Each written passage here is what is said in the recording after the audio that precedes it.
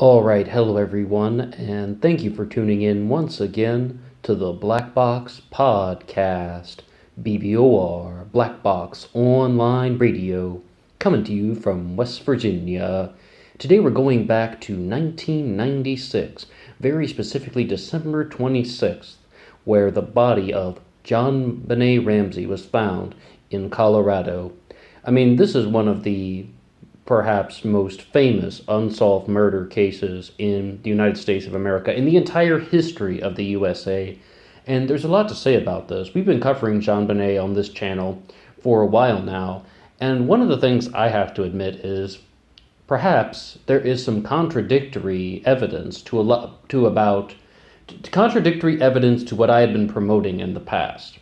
Now, I would just say, as kind of a preface, that the internet is very vast, and our access to these materials, it takes a lot of time, even if you're constantly going through materials like documentaries and news clips and just pieces of information, articles, all this stuff. There's a lot of stuff out there, and there are a lot of different perspectives on Jonbenet. I am somebody who was promoting the intruder theory with Jonbenet Ramsey. Not that it was committed by any member of the Ramsey family, that on December 25th, Jonbenet was not murdered by a family member. It wasn't Burke, it wasn't John Ramsey, it wasn't Patsy Ramsey, it was done by an intruder. And very specifically, I stated that there were at least 3 intruders in the house, 2 people were involved with the sexual assault of Jonbenet Ramsey, and 1 person was writing the ransom note, most likely a woman. That was the theory that I was going with. And one of the biggest reasons why I promoted that theory was the DNA evidence. It's like when you listen to some of the things out there about the Ramsey family, is that they're saying that they have touched DNA on on the leggings, like the long johns that she was wearing, as well as on the waistband of the long johns. On her waistband, there was also touch DNA from an unidentified individual. And it was something that wasn't very easy to obtain in 1996. In fact, it was impossible to obtain in 1996.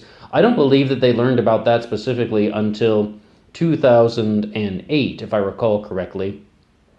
Now, one of the things, though, is a very particular individual that comes into this play is Governor Bill Owens of Colorado. Prior to a certain John Hickenlooper, we had Bill Owens in Colorado, and he was the governor from 1999 to 2007. The thing is, though, he took a very strong stance with the Jonbenet Ramsey case when the Ramsey family was exonerated, and they were exonerated by the district attorney, mind you, not by the governor. They were exonerated by the district attorney, and he was just like, no, that is incorrect. He said something that is just the entire heart and soul of this upload, and that is that she made that ruling because of confirmation bias. It's like the district attorney that was involved with this in Boulder, Colorado, did that because of confirmation bias. You know, it's like only using the sources that are supporting what you believe in. And the thing is, though, the DNA from the Ramsey family isn't really completely ruled out, because in all reality, the touch DNA that was found on Jonbenet is a mixture of DNA from various peoples. And they were talking about this a long time ago. It's just that, as I said, the internet is vast. I saw a good presentation about it from NBC News 9, from Channel 9 News, one of the NBC affiliates. And they did a whole thing about this, about the DNA that was, that they have in the Ramsey case it's multiple people. It's not actually just one person. So what that means is that maybe that doesn't necessarily exclude John and Patsy Ramsey, and they're going to have to do a little bit more analysis to get a definitive answer. But what Governor Bill Owens is stating very clearly is that the Ramsey family should not have been exonerated because of the DNA. And I just have to say, well, that sounds like something that's a little bit contrary to the theory that I was promoting. And I don't want to be that type of person that's just going to go along with the confirmation bias completely and just going to submit to the confirmation bias and be like, no, I have this theory and it has to be this way. I've been very adamant that I don't believe that there is sufficient evidence to implicate Burke Ramsey in this particular murder. I'd say there are suspicious circumstances, but does that mean sufficient evidence? I'm still not completely there yet. Most people that I find seem to when I'm reading the comments and like even the comments that you guys have left on my previous Jonbenet uploads, a lot of people really insist that it was Burke Ramsey. But once again, I really gravitated away from that, and I think that's just the dichotomy. They think that a family member committed the murder, and they decided to cover it up because it's like they lost one child, they did not want to lose any more family members. All I can say with this upload is it really seems like the DNA evidence in this case is not clear. That's the thing that we wanted to say. That's the kind of heart and soul of what we wanted to get to. The DNA evidence does not reveal everything in the Jonbenet Ramsey case. In fact, it's just ambiguity. There we go. I mean, excuse me for the long-winded, rambling introduction into that. The DNA evidence in this case is ambiguous. I mean, it doesn't rule out what we said before, that there were 3 intruders in the house. One of them was a woman, possibly Linda Hoffman Pugh, and there are 2 men that are involved with the sexual assault and murder of Jonbenet. I believe that Linda Hoffman Pugh would have been the woman who was writing the 2.5-page ransom note. Now, I mean, once again, though, like I said, I mean, that's my previous theory. I'm a little bit open to correction right now. The thing is, though, there are some other bizarre circumstances surrounding the Jonbenet Ramsey case, and recently, this is 2019 we're talking about, Jonbenet's photographer, one of the people that was photographing Jonbenet back in 1996, was convicted and arrested on multiple counts of child pornography, multiple counts of just, I believe, was it 16 counts of child pornography? I got like a Fox News alert of all things. You know how you can get those alerts on your phone about the news, and that's just what it was. It said the former photographer of Jonbenet was indicted on child pornography charges. This was something that we mentioned on the most previous Jonbenet Ramsey upload. Kind of the Stevens singular theory that Jonbenet was murdered because of, well, she became very famous because of the pageant world. She was a pageant champion. And it wasn't only that someone wanted to kill her because of competition. In fact, that wasn't even the real reason. It's not like the cutthroat pageant world got so out of control that somebody had Jonbenet Ramsey murdered. No, not really like that. Quite to the contrary, it was just that this was kind of the foundation of the child pornography industry. Once again, 1996, meaning that somebody could have murdered Jonbenet, and the sexual assault of Jonbenet could have been captured on film, and that could have been one of the motivations for people to enter the house, because all parties believed that Jonbenet Ramsey was sexually assaulted.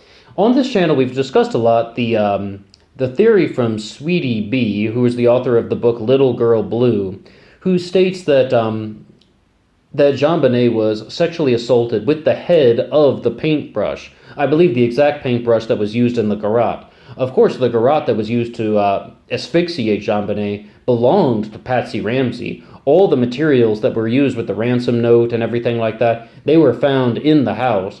But one of the things is, Linda Hoffman Pugh would have had access to all that. Linda Hoffman Pugh, as well, would have also had all of the access to all of the materials that were in question. So it doesn't necessarily mean that Patsy Ramsey would have had to have used the paintbrush or the notepad. It's just a possibility. But I'd say, though, that there is a little bit of clouding on the theory that I was going with now that the DNA evidence is not really so much in question. But one of the reasons why we also mentioned the book Little Girl Blue is there's a very bold statement that comes to us in that. And it is that Jonbenet did not wet the bed on the night that she was murdered. Once again, she goes to sleep on Christmas night, December 25th. Her body is found on December 26th, right? So I hope I'm getting that correct, if I recall from memory. Well, that would mean that, there's that's the statement, that she did not wet the bed. But what we do have is, thanks to this NBC News 9 report that I was talking about, they show the primary piece of evidence, Jonbenet's leggings, they have it, she definitely urinated at some point. We can see that from the primary source evidence. At some point, she urinated in her leggings. It could have been during any number of possibilities, perhaps in the basement, perhaps someone was dragging her and moving her to the basement. But the reason why you have to say she didn't wet the bed is because that's the Patsy Ramsey theory in a nutshell, that Jonbenet wet the bed, Patsy Ramsey got mad, she got into a heated argument, and she smashed Jonbenet's head against the bathtub faucet and then staged the scene to cover it up. so she wouldn't be implicated in the crime. And then, of course, coercing John Ramsey and Burke Ramsey into the act, and they had to cover for their mother. That's the Patsy Ramsey theory. I don't personally subscribe to that. I don't personally promote that. But I mean, if she didn't wet the bed on the night that she was murdered, well, that's a big wrench that is kind of thrown into that particular theory. What I would say sounds a little bit more convincing still to me is that this was the work of an intruder as opposed to a family member, because it's just sort of to me it seems a little bit implausible, and it seems almost like we're dealing with some Occam's razor stuff at that point. All of the steps and motivations that you would have to have for somebody to not only commit a murder, but also to stage the scene and to write the fictitious note, as opposed to somebody broke into the Ramsey house and an intruder did it. Somebody attacked Jonbenet, and they were familiar with the Ramseys, they were familiar with their schedule. I mean, that really points to Linda Hoffman Pugh, as well as Michael Helgoth. We haven't even mentioned him. His boot print was matched at the scene. And Michael Helgoth, of course, committed suicide shortly after, which I can only interpret as this was a sign of guilt. I mean, this was a sign of his guilt, that he felt guilty about it, and more so than guilt and feeling guilty. How about afraid of getting caught? We're talking about Michael Helgoth here, the junkyard owner who had a property dispute with John Ramsey. Linda Hoffman Pugh, of course, had a financial dispute with the Ramsey family. Her beef was actually with Patsy Ramsey, if I recall correctly.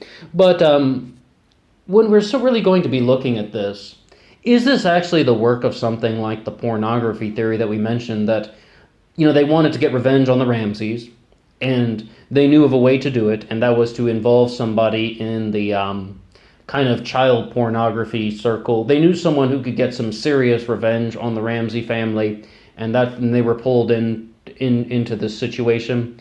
Well, it's possible. I mean, I don't have enough concrete evidence to kind of put that out in its entirety. But what I would say about this exact case is that with the clouding of the DNA evidence and the uncertainty of the DNA evidence, I am forced to retract the statement that I can exonerate the Ramseys. I did a whole upload saying that I agree with the decision to exonerate the Ramsey family, but in reality, I'm just kind of forced to kind of retract that. And I do think that does this seem rather unusual that somebody like the governor of Colorado would be so heavily involved in this exact case? But, you know, he had some persuasive points. He's just like, the DNA is ambiguous. It's like the DNA is just not a convincing way to rule out any of the Ramsey family members. And it's like, I mean, there are some things like the Dr. Phil presentations on Jonbenet, and they did a lot of them, were, I mean, I don't know if you call it misleading, but they were just saying very clearly that they knew about that the legal departments, we're talking about law and order, both sides, they knew after 2 weeks that the Ramsey family was not involved with this. They knew for months that the Ramsey family was not involved with this, and things were just kind of misrepresented in the media firestorm. Not to mention, I mean, they accuse the other side of confirmation bias as well. Bill Owens accuses the district attorney of confirmation bias. The Ramsey family accuses people like Bill Owens of supporting their own confirmation bias. But it's like, I mean, I say it sounds somewhat convincing that the DNA is not a very conclusive thing. I would say, though, if there is any such videotape out there of Jonbenet Ramsey being sexually assaulted, that would be the convincing evidence about who would have committed the murder exactly. But something like that is probably definitely destroyed based on the high-profile nature of this case. When I did the upload Jonbenet Ramsey pornography theory, it's like they were saying, someone wrote in a comment that's saying, I believe what you're saying. That could be possible, that somebody filmed the murder of Jonbenet Ramsey and the sexual assault. But if they did do that, they probably destroyed it very shortly after because of all the media attention surrounding this case. I mean, that's one of the things that we could just be dealing with here, that there could have been a videotape of that. I don't think that it's implausible. Once again, the reason why is that in 1996, the internet was in its infancy. child pornography was shared very frequently by videotape, done through underground circles, people mailing in cassettes. I mean, putting a cassette through the mail, you couldn't detect things like that as easily. So it's possible that something like that happened, that someone would videotape the sexual assault of Jonbenet and then sell it to people, like, even making some copies or something and selling it to people in various ways. But I would say that we would need some more physical evidence to support that. One of the things that we could do on this channel in the future is maybe get a copy of Stephen Singular's book about that subject and just go through it page by page. Also, perhaps get a copy of Little Girl Blue and go through that one page by page and just be like, what is going on? I would say, though, about Little Girl Blue, a book I've talked about a lot on this channel, is just that the presentations, and you can watch this on YouTube for free from the channel Jonbenet Ramsey, it's a very research heavy investigation that the author Sweetie B put together, where it's like lots of primary source documents. And I thought that was like something that was actually done rather well. There was a lot of primary source material, and there is something to say about it. It's not just theory and conjecture, and it's not just social commentary. They actually have a lot of research in that particular book, once again called Little Girl Blue. Blue is spelled B-L-U with no E at the end. And you can also check out the book by Stephen Singular.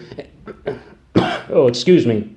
And also Perfect Murder, Perfect Town. I do have a copy of that lying over somewhere. So one of the things maybe on our next upload, we'll just pick up that copy of Lawrence Schiller, Perfect Murder, Perfect Town, and we'll have some discussions on that, because that's a dense book. I mean, I bought that 20 years ago, actually, and as a kid, I couldn't really get into it. Back as an adult, I would flip through it from time to time. Whoa, talk about a dense book. But the mini-series that they made for CBS, Perfect Murder, Perfect Town, that is, I thought that was done in a very convincing fashion, in the sense that they really presented the Jonbenet Ramsey case in a way that many people could understand. There was also a Lifetime movie made about this where they kind of had some good discussions on it. It was a film that actually discussed the theories or something, not coming from Oliver Stone, mind you, but they're actually just discussing about possible theories about what could have happened with the Jonbenet Ramsey case, arguing the likelihood of, was this Burke Ramsey, or is that voice you hear on the 911 call just audio equipment in the background, like an answering machine, or a television, or a radio, or something like that? And it's just like, I mean, I still don't see the overwhelmingly amount of convincing evidence that Jonbenet was murdered by Burke. I would say, though, it's most likely that we've eliminated the possibility that a stun gun was used. We did a whole upload on the stun gun theory, and I say it's possible we've eliminated that possibility. I don't think that that's very likely, and to the credit of CBS, they did a good presentation on that. But we need to have a little bit more of kind of an investigation on the DNA, and I'm going to do some more reading on that, but it seems like the DNA is coming from multiple people. I mean, if you breathe in a room, you're emitting DNA, and that's what people are like. We were saying this stuff during the 22 hours upload about Darren Wind.